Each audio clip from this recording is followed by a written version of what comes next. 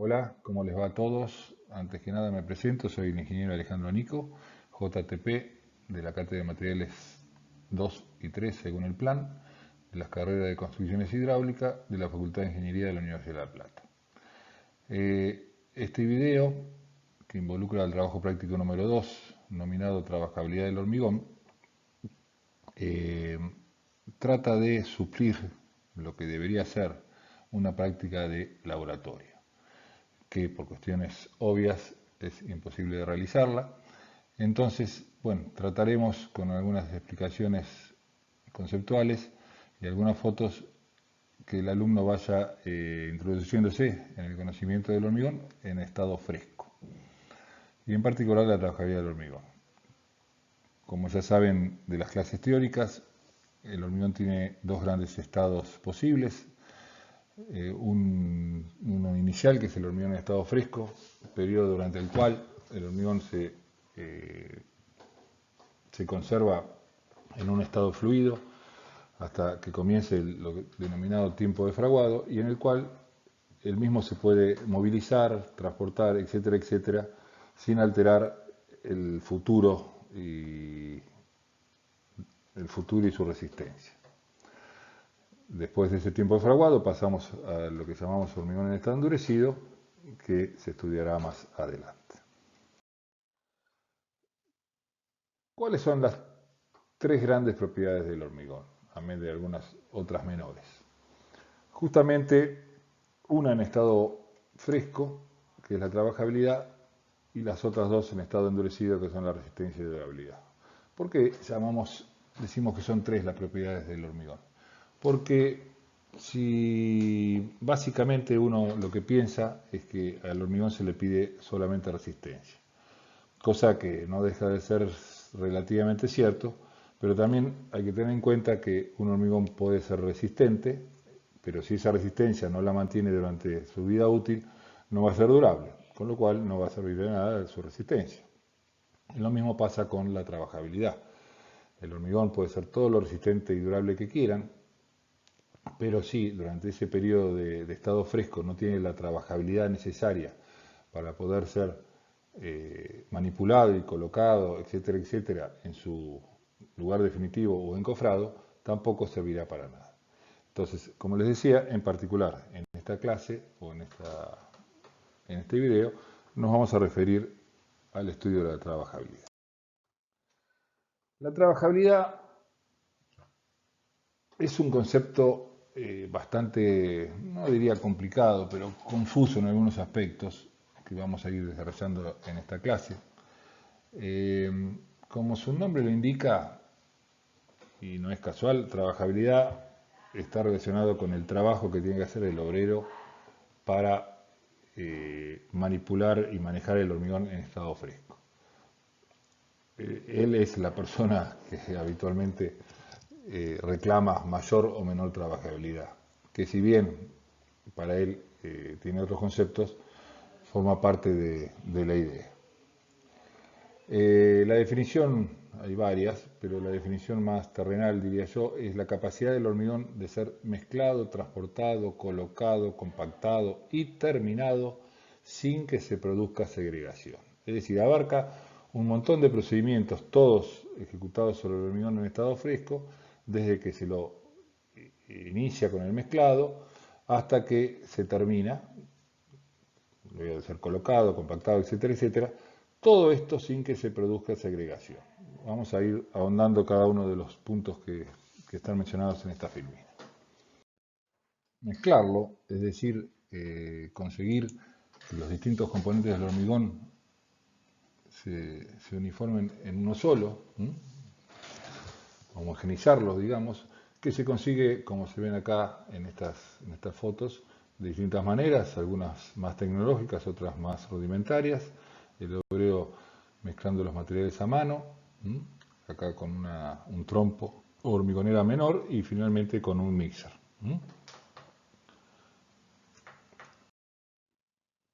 Transportarlo, es decir, llevarlo desde el lugar de mezclado hasta la obra o el lugar de colocación. Esto también se puede hacer de distintas maneras, con carretillas cintas transportadoras, el mismo mezclador que vimos hoy que puede cumplir la función de mezclarlo y transportarlo, o solamente transportado si fue mezclado en la planta central, forma parte de los equipos disponibles para esa, para esa tarea. Colocarlo, acá nos estamos mezclando un poco con el transporte y la colocación, distintos medios de colocar el hormigón, el mixer directamente con una canaleta en un pavimento, por ejemplo, un balde con salida de fondo manejado con una grúa, bueno, una carretilla, una pala, y en algunos casos particulares, en el caso de hormigonado bajo agua, con este sistema que obviamente todo esto se va a ver mucho más adelante, es solamente unas referencias para que ustedes vayan entrando en tema.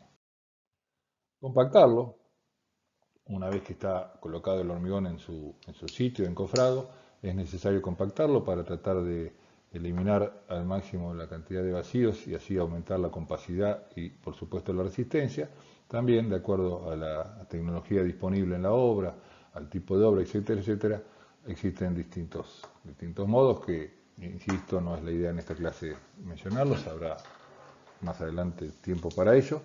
Pero bueno, acá tenemos un vibrador de aguja, una aplanadora, y bueno, acá tenemos una regla vibradora para, bueno, siempre con la idea general de compactarlo. Terminarlo, es decir, una vez que ha sido colocado dentro del encofrado, en algunos casos, con más o menor prolijidad, es necesario terminarlo de acuerdo al uso que se le dé al hormigón. Si el hormigón después va a ser revocado o cubierto por algo, la terminación no será tan exquisita ni tan necesaria. En cambio, en estas situaciones se nota que este hormigón va a quedar a la vista o listo para el uso o con algún fin arquitectónico, entonces hay que terminarlo de una manera u otra. Y, si se acuerdan en la definición, todo esto sin que se produzca segregación. Entonces resumo el concepto de trabajabilidad y ahora hablamos un poquito de la segregación. Trabajabilidad es la mayor o menor facilidad con que el hormigón puede ser, recuerden los procesos desde el inicio hasta el fin, mezclado, transportado, colocado, terminado, sin que se produzca segregación. Estas fotos que están ustedes viendo son casos típicos de segregación. ¿Qué ha ocurrido? El hormigón capaz que podía cumplir todo lo anterior porque era un hormigón muy fluido, es decir, resultaba todo fácil los procesos anteriores, pero en algún momento se produjo la segregación. El hormigón no fue capaz porque no tenía cohesión, no tenía pegamento, su matriz para mantener a los agregados más pesados y se produce esto que se ve acá. El agregado en el proceso de transporte probablemente haya comenzado y sobre todo de colocación ha perdido homogeneidad, los agregados han ido por un lado, la matriz o pasta por otro y quedan estas oquedades producto de la segregación. Todo esto no puede ocurrir y si esto ocurre el hormigón no es trabajable aunque cumpla el resto de las condiciones. Para complicar el asunto, ¿por qué digo complicar? Porque, bueno, como vieron ustedes, la trabajabilidad involucra muchos factores, con lo cual teóricamente deberían ir midiéndose cada una de esas propiedades. La trabajabilidad es un concepto relativo.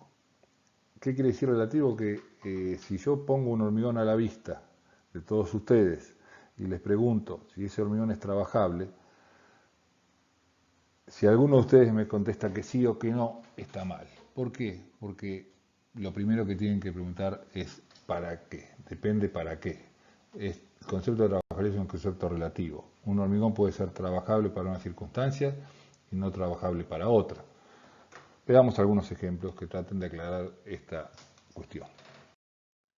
Por ejemplo, acá tenemos lo que se llama una base obviamente no viene al tema, pero para entender la foto es un elemento de fundación de forma piramidal que se ejecuta con un hormigón seco que permita justamente dar esa forma piramidal. Si el hormigón fuese muy fluido, cuando uno lo vuelca, el hormigón buscaría nivelarse de alguna manera y no se podría dar esta forma que no se la da con un encofrado, sino con justamente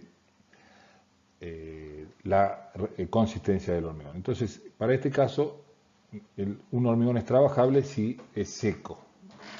En cambio, por ejemplo, para un hormigón bombeado, acá tenemos una foto, esto que se ve acá es la manguera de una bomba que ustedes seguramente han visto en muchas ocasiones en las calles o en obras. Esta manguera bombea, tira un hormigón que está debajo a nivel del piso con una bomba justamente, y ese hormigón, para que ese trabajo pueda hacerse, tiene que ser obviamente fluido. Un hormigón seco no correría por una manguera, así que el hormigón, para ser trabajable en este caso, tiene que ser fluido. O sea que este hormigón sirve para ser bombeado, pero no serviría, por ejemplo, para hacer una base. Bueno, sigamos complicando el tema. Es necesario medir la trabajabilidad. O sea, ¿por qué es necesario medirla? Porque, como dije yo al principio, era una propiedad del hormigón, y cuando uno compra un hormigón, a la persona que lo vende se le pide que tenga una cierta, entre comillas, trabajabilidad, que tenga una cierta resistencia, que cumpla determinadas condiciones que le permitan ser durables. Entonces, la trabajabilidad hay que cuantificarla. Pero aparece un problema.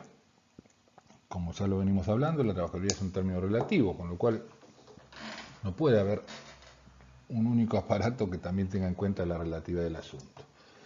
Y como a la vez involucra muchos conceptos, mezclado, transportado, colocado, terminado, etcétera, etcétera, etcétera, sin que se produzca segregación, no es posible medir exactamente la trabajabilidad. Hay algunos dispositivos más complejos o complejos en sí mismos que intentan justamente medir ese parámetro complicado. Pero bueno, lo que se hace, ya como para terminar de definir el tema, es medir algunas de las propiedades que involucra la trabajabilidad. Y la propiedad tal vez más representativa de la fluidez del hormigón es la consistencia. Existen muchos métodos también, ha sido uno de los grandes temas de los investigadores de la tecnología del hormigón, métodos para medir la consistencia, la trabajabilidad, de acuerdo al uso, etcétera, etcétera, etcétera. Nosotros en este laboratorio, si lo hiciéramos, mediríamos la consistencia con tres dispositivos relativamente sencillos, que son el tronco de cono de Abrams, vamos a buscar el puntero, el tronco de cono de Abrams, la mesa de Graf y la bola que vamos a desarrollar a continuación. El procedimiento y, si fuese posible, en el laboratorio con el hormigón realizado también lo utilizaríamos. Bueno, comencemos con el cono de Abrams. Es el ensayo más utilizado, más común, más fácil de realizar, que consiste básicamente en un tronco cónico, que puede ser de metal, los hay también de plástico, que tienen estas medidas fáciles de recordar: 10 centímetros en su boca inferior, por donde se va a vertir el hormigón, 20 centímetros en su boca inferior, en contacto con la superficie horizontal, y 30 centímetros de altura, que tiene dos planchuelas en la parte inferior de sujeción para poder mantener el cono con el calzado del operador, o también con dos manijas de sujeción que permiten también sostenerlo, pero en este caso con las manos. El dispositivo se completa con una varilla de hierro redondo de 60 centímetros de diámetro 16 y una regla graduada que va a permitir realizar la medición. Ahora en la diapositiva siguiente vamos a ir recorriendo paso a paso y con más detalle, pero para que se entienda un poco más el concepto, los explico sobre este diagrama. El ensayo consiste en volcar el hormigón en estudio en tres capas de igual volumen, no de igual altura, sino de igual volumen, aproximadamente, por supuesto. Para eso se toma un criterio relativamente razonable de la primera capa un cuarto, la segunda capa hasta la mitad. Ya sé que los volúmenes no son iguales, pero... Y finalmente la tercera capa desde la mitad hacia arriba. Entonces, cada capa se compacta, entre comillas, reglamentariamente con esta varilla, dándole 25 punzonadas en forma cónica, en forma helicoidal, mejor dicho. Se completa con la capa siguiente, se vuelve a varillar y así siguiendo hasta completar el cono. Después, con determinadas precauciones, se desmolda el cono y el hormigón, por su propio peso y por su fluidez y consistencia, va a adquirir una nueva forma que podría ser esta de acá, y consiste o termina el ensayo midiendo el descenso o asentamiento desde la altura original de los 30 centímetros hasta la montaña o el centro de la montaña resultante. Bueno, entonces, un poquito más ordenadamente resumamos el procedimiento para el ensayo del cono de Abrams. Primer punto, humedecer todos los elementos, básicamente para que los elementos no aporten y no saquen tampoco agua al hormigón y no alteren el principal factor de dependencia de la trabajabilidad, el agua. Sosteniendo firmemente el cono, llenar el molde en 3 capas de aproximadamente igual volumen, como dijimos en la filmina anterior.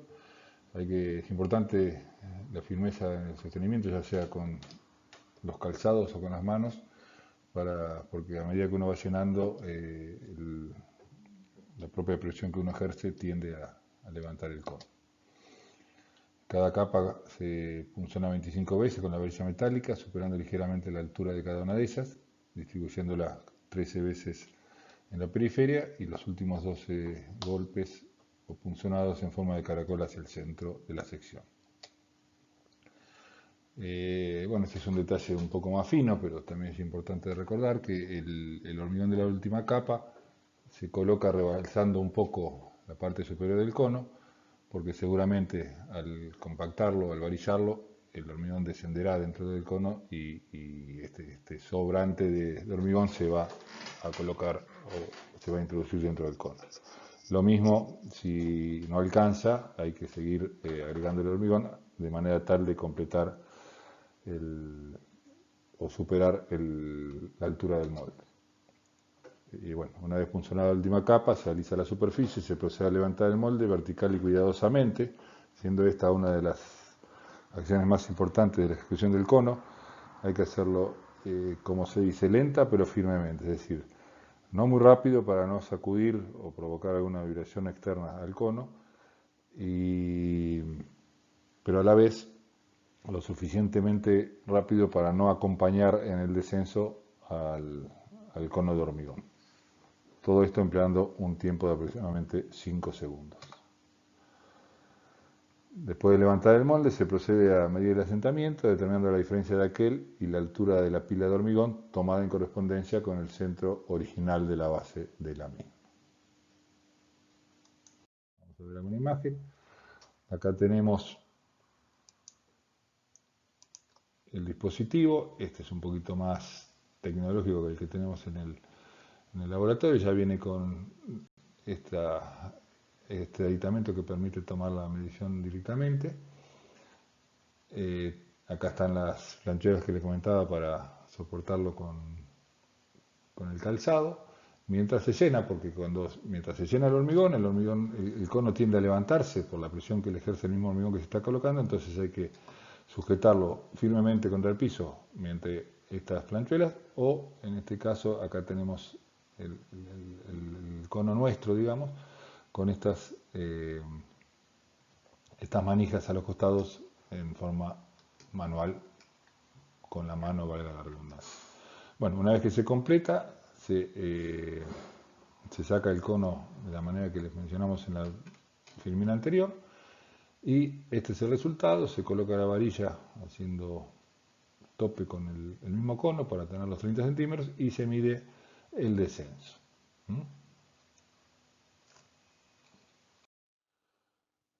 El dispositivo que sigue, de los que habíamos planteado originariamente, y son los que recuerdo tenemos en el laboratorio, por eso nos estamos abocando a su explicación, es la mesa de caída libre o de Graf, norma IRA en 1609,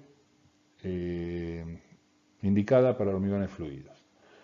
El cono de Abrams visto anteriormente, si bien es un ensayo práctico y muy fácil de realizar en obra, presenta el inconveniente que para este tipo de hormigones fluidos o muy fluidos pierde lo que se llama precisión. O sea, un hormigón que tenga, por ejemplo, 20 centímetros de asentamiento con un agregado de algún aditivo fluidificante o de agua, va a aumentar por supuesto, pero no en la medida porque ya la cantidad de volumen de hormigón que tiene para seguir descendiendo es muy baja. Recuerden que la altura total del cono es 30, si ya descendió 20, la masa probablemente no pueda descender mucho más. Entonces, este método, basado también, o con la premisa también de otros métodos para medir hormigones fluidos, le agrega, aparte del descenso de un cono, que es distinto que el cono de Abrams, pero un descenso al fin, le agrega la entrega de una energía extra que lo moviliza a esa masa asentada y generando de esta manera la posibilidad de aumentar el asentamiento y de observar el comportamiento de los agregados en relación a la masa. O sea que si el hormigón no tiene la cohesión suficiente, cosa que puede ocurrir en hormigones muy fluidos que no estén correctamente dosificados, si no tiene la cohesión correspondiente, como les decía, probablemente se produzca una separación de los agregados respecto a la matriz. En ese caso indica que el hormigón en la obra se segregaría y por lo tanto no cumpliría con la premisa una de las premisas de la trabajabilidad. Bueno, vayamos un poquito al dispositivo. El dispositivo, como les decía, consta de un cono distinto al de Abrams, 13 por 20 por 20, que se apoya sobre una tabla doble de 70 por 70 por 70 de madera, revestida en chapa galvanizada de aproximadamente 16 kilos, que tiene, como les decía, una bisagra en una punta y opuesta en la otra, conectada a las patas de la mesa, una leva, es decir, una chapa con una terminación que permite, pivoteando en esta bisagra, levantarla y dejarla caer. O sea, esa leva tiene 4 centímetros y el ensayo consiste, básicamente, en llenar el cono en 2 capas, con el hormigón en estudio, sacar el cono de Abrams y realizar 15 golpes, es decir, 15 levantadas y dejadas caer, 15 golpes en 15 segundos y el cono que se había formado originalmente va a empezar a expandirse hacia los costados. Ya tenemos un dibujo de la mesa de Graf, acá está la manija que permite levantarla y dejarla caer, acá están las levas que les decía, de 4 centímetros, este es el cono, y tenemos no una varilla de hierro como en el caso del cono de Abrams, sino un taco de madera de 4 por 4 centímetros que permite acomodar las 2 capas con las que se llena el cono y no hace falta ni varillarlos. ¿Por qué? Porque supuestamente este ensayo es para hormigones fluidos. Si el hormigón es muy fluido, se acomoda solo, es decir, uno lo coloca dentro del cono, el hormigón que prácticamente se autonivela, con esto se termina de acomodar, si queda algún montículo desprolijo, se vuelve a completar y nuevamente con el taco de madera se acomoda la parte superior.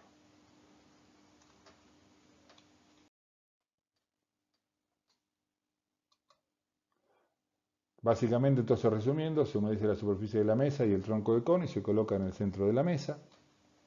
Se llena el molde en 2 capas, compactándolo cada capa con 10 punzonadas suaves. De 10 es relativo, depende ya, como decía hoy, de la fluidez del ensayo, del hormigón.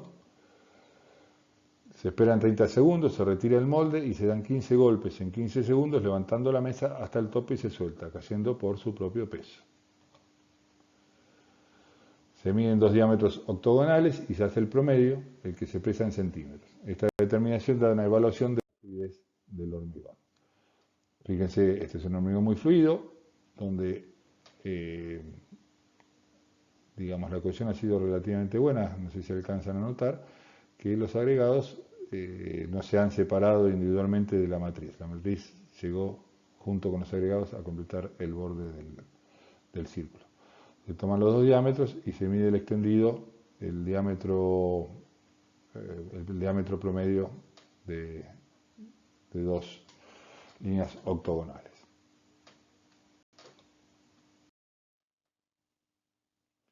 Bueno, finalmente, dentro de los tres métodos que habíamos pactado originariamente para desarrollar en el trabajo práctico, en el laboratorio, tenemos lo que se denomina la bola de Kelly, pensada para hormigones secos. Habíamos visto que para hormigones fluidos teníamos la mesa de Graf y para hormigones secos tenemos como instrumento la bola Kelly. La bola Kelly consiste básicamente en un bastidor metálico agujereado en la parte superior donde se introduce un dispositivo que tiene una bola, una semiesfera de 13,6 kilos con un vástago graduado y una manija en la parte superior. Ahora vamos a ver los detalles, pero lo interesante o resumidamente para que se ubiquen un poco en el ensayo, consiste en apoyar este dispositivo sobre una superficie preparada, entre comillas, con ciertas condiciones reglamentarias, apoyar el arco, digamos, sobre el hormigón, de tal manera que la esfera también haga tope con ese nivel, sosteniéndola, por supuesto, de la manija superior, y se suelta la manija, el peso de la bola va a intentar penetrar en el hormigón y la cantidad que penetre va a depender justamente de la fluidez. Bueno, esta foto muestra el mismo esquema del cuadro anterior, en vivo y en directo, es decir, la bola de Kelly en acción. Tenemos el hormigón, la bola, el arco y la varilla. Veamos un poquito el procedimiento operativo. Como les decía, bueno, la bola debe montarse sobre una superficie preestablecida y reglamentada de hormigón. Habitualmente se está pensando en un hormigón que se vuelque sobre una carretilla que permita tener un gran espesor o bueno, una bandeja o un lugar donde se cumplan estas condiciones que vamos a tratar de resumir ahora. El espesor mínimo de la capa de hormigón a ensayar será de 3 veces el tamaño máximo nominal del agregado grueso, no menor de 20 centímetros. La distancia horizontal mínima entre el eje de la varilla graduada y el borde más próximo de la superficie nivelada de hormigón sobre la que se realiza el ensayo será de 23 centímetros y el eje de la bola por lo menos 15 centímetros respecto a una medición anterior. O sea, en otras palabras, lo que se está indicando es que la capa de hormigón tiene que tener una determinada profundidad, o sea que si tiene poco hormigón obviamente no va a representar o a permitir el descenso de la bola, que tienen que estar suficientemente alejados de los bordes del recipiente donde esté contenido el hormigón y cada una de las mediciones que se hagan tienen que estar separadas por lo menos 15 centímetros unas de otras. El procedimiento consiste en alisar y nivelar la superficie del hormigón recién mezclado mediante una regla de madera o mediante una llana, siempre aplicando el menor trabajo posible. O sea, la idea no es compactar el hormigón, o sea, no hacer nada que altere la situación original del hormigón que uno va a medir. Se coloca la bola y los pies de apoyo del armazón sobre la superficie del hormigón, la varilla graduada que debe quedar en posición vertical y la bola se hará apoyar suavemente sobre la superficie y luego se soltará lentamente la manija. Después de haber realizado esta operación y una vez que la bola se ha detenido, se procede a leer la penetración al medio centímetro más próximo.